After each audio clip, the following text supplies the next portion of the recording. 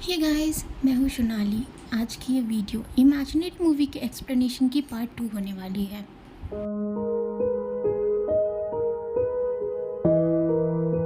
तो कहानी में आगे हम जेसिका की थेरेपिस्ट डॉक्टर अलाना को एलिस की थेरेपी सेशन लेते देखते हैं। अलाना ने एक कैमरा सेटअप कर रखा था और वो एलिस से कई सारे सवाल करती है उसके इमेजिनरी फ्रेंड जॉन्सी के बारे में। एलिस ने जॉन्सी को सोफे पर बिठा रखा था और वो अलाना के सवाल पूछने पर जॉन्सी की तरफ मुड़ती है और जॉन्सी की आवाज़ निकालने लगती है। वो होता है ना वेंट्रिलोक्विज्म, जिसमें लोग पपेट की आवाज़ निकालते हैं और देखने वालों को ऐसा लगता है जैसे कि आवाज़ पपेट से ही आ रही हो। बिल्कुल वैसे ही एलिस जॉन्सी की आवाज़ निकालने लगती है। जॉन्सी कहता है कि नहीं, मम्मी बुरी है और वो एलिस को छोड़कर चली जाएगी। वहीं एलिस जॉन्सी को जवाब भी दे रही होती है कि जेसिका उसे छोड़कर नहीं जाएगी और जॉन्सी को पहले की तरह अच्छा बन जाना चाहिए। तभी जॉन्सी एलिस से कहता है कि जेसिका की डॉक्टर पागल है और वो अलाना के 3 पोतियों को भी मार डालेगा। तभी एलिस जोर जोर से रोने लगती है और कमरे से बाहर चली जाती है। उसके बाद हम डॉक्टर अलाना को जेसिका से अकेले में बात करते देखते हैं। डॉक्टर जेसिका से पूछती है कि क्या एलिस ने कुछ नए हैबिट्स डेवलप किए हैं, जैसे कि वेंट्रिलोक्विज्म। इस पर जेसिका का कहना था कि ऐसा कुछ तो उसने ऑब्जर्व नहीं किया। उसके बाद डॉक्टर जेसिका को अपने एक पुराने पैराकोज्म के केस के बारे में बताती है, जिसमें एक छोटे बच्चे को अपने इमेजिनरी फ्रेंड से बहुत ज़्यादा प्यार या लगाव हो गया था कि वो उसकी हर बात माना करता था। कुछ दिनों बाद वो बच्चा गायब भी हो गया था। तभी जेसिका कहती है कि उसे जॉन्सी टेडी को फेंकना होगा। तभी डॉक्टर अलाना जेसिका की बात सुन कंफ्यूज हो जाती है।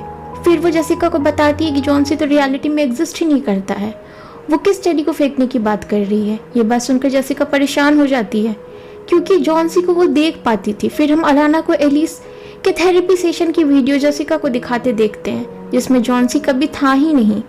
जेसिका को तो भरोसा ही नहीं हो रहा था।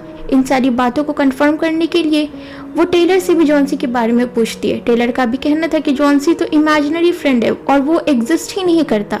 जेसिका भागकर वापस बेसमेंट में जाती है और वहां से अपने पुराने पेंटिंग्स के बॉक्स को ले आती है। अपने पुराने पेंटिंग्स को देखती है जिसमें उसने जॉन्सी की पिक्चर्स बना रखी थी। इसका मतलब ये है कि जॉन्सी ही जेसिका के बचपन का इमेजिनरी फ्रेंड है और जॉन्सी को बस एलिस और जेसिका ही देख पाते हैं। अलाना जेसिका को समझाती है कि कई बार ऐसा होता है कि माँ बाप के बचपन का इफेक्ट बच्चों पर भी हो जाता है। फिर अलाना जेसिका को अपने कलीग का नंबर देते हुए घर से चली जाती है। उसके बाद सीन कट होती है और हम एलिस को बेसमेंट में अपने स्कैवेंजर हंट में कलेक्ट की हुई चीज़ों को एक डब्बे में भर कर लाते देखते हैं। फिर एलिस बेसमेंट की दीवार पर ब्लू पेंट से एक दरवाज़ा बनाती है। स्कैवेंजर हंट गेम की लास्ट 2 रिक्वायरमेंट थी कि एलिस को कुछ ऐसा करना है जिससे उसे बहुत दर्द हो और उसे आग लगाने के लिए कोई चीज़ चाहिए होगी। ये सब करने को उसे जॉन्सी कह रहा था। याद रहे कि एलिस खुद ही जॉन्सी की आवाज़ निकाल कर बोल रही है। इसके बाद एलिस कलेक्ट की हुई चीज़ों में अपना खून डालकर आग लगा देती है। तभी सीन कट होती है और हम जेसिका और टेलर को एलिस को ढूंढते देखते हैं। एलिस गायब हो चुकी है। टेलर एलिस के गायब होने पर जेसिका से बहुत गुस्सा हो जाती है और वो उसे बुरा भला भी सुनाती है। उसके बाद एलिस को ढूंढने के लिए टेलर अकेले ही निकल जाती है। तभी हम ग्लोरिया को टेलर से मिलते देखते हैं। ग्लोरिया बताती है कि उसे पता है कि एलिस गायब है और वो उसकी मदद करना चाहती है। ग्लोरिया टेलर को लेकर अपने घर में आ जाती है। ग्लोरिया टेलर को बताती है कि उस दिन जेसिका को वो सारी बातें बतानी ही आई थी, पर जेसिका को अपने बचपन की एक भी बात याद नहीं थी। बचपन में जेसिका का भी एक इमेजिनरी फ्रेंड हुआ करता था। जेसिका ने बचपन में एक पोर्टल ओपन कर लिया था जिसमें वो चली गई थी। ये कहती है कि उस दिन उसने कुछ बहुत ही भयावह देखा था, जिसके बाद से वो उस चीज़ के ऊपर ऑब्सेस्ड हो गई थी।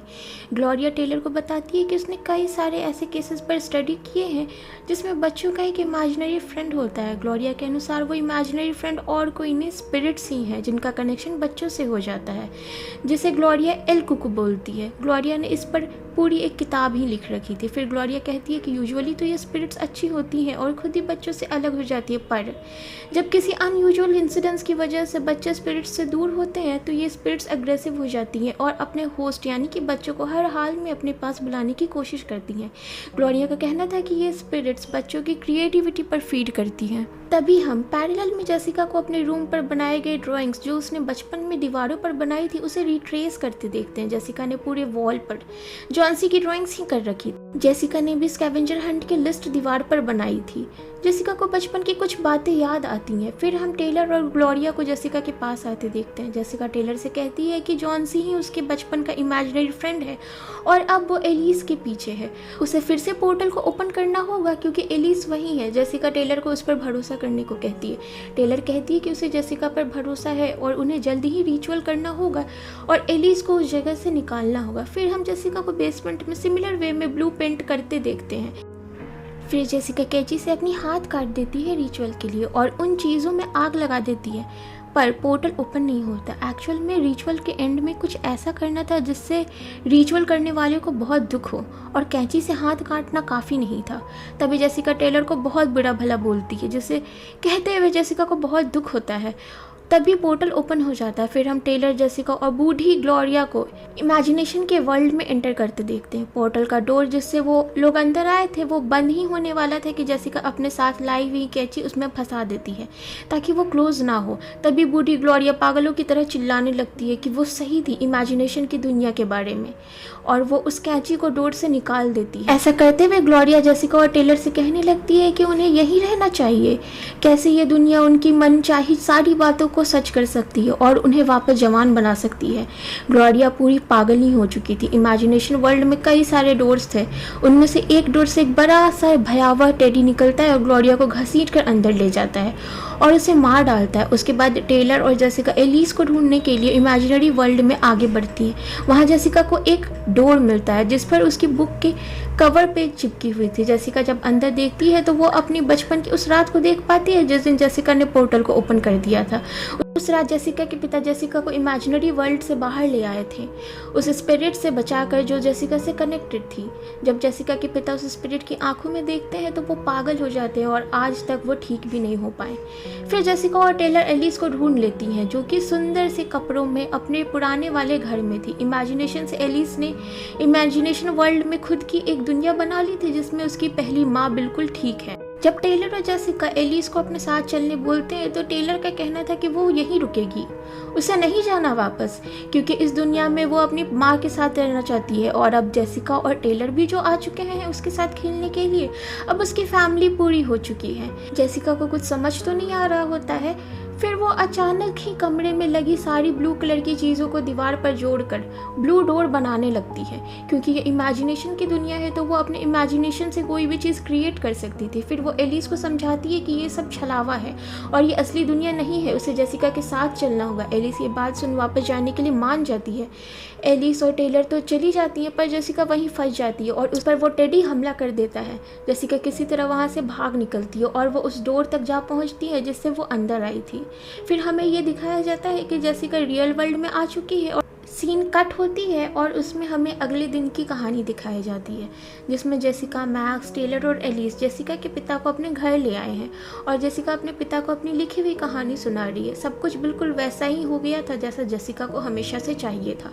टेलर और एलिस ने भी जेसिका को एक्सेप्ट कर लिया था। एलिस तो जेसिका को मॉम कहकर भी बुलाती है। जब जेसिका एलिस के हाथ चेक करती है तो उसे उस पर जले का निशान नहीं मिलता, तो जेसिका समझ जाती है कि वो अभी भी इमेजिनरी वर्ल्ड में ही फंस। तभी सभी की आंखें टेडी जैसी हो जाती हैं और वो लोगों का कहना था कि एलिस तो बस एक बहाना थी, उन्हें तो जेसिका को वहाँ लाना था और आगे जेसिका भागने की कोशिश करेगी तो वो स्पिरिट्स वापस टेलर या एलिस के लिए आएंगी। तो अगर वो उन दोनों की सेफ्टी चाहती है तो उसे वही रहना होगा। तभी अचानक से टेलर आ जाती है और वो जेसिका को बचा लेती है और वो फाइनली रियल वर्ल्ड में आ जाती है।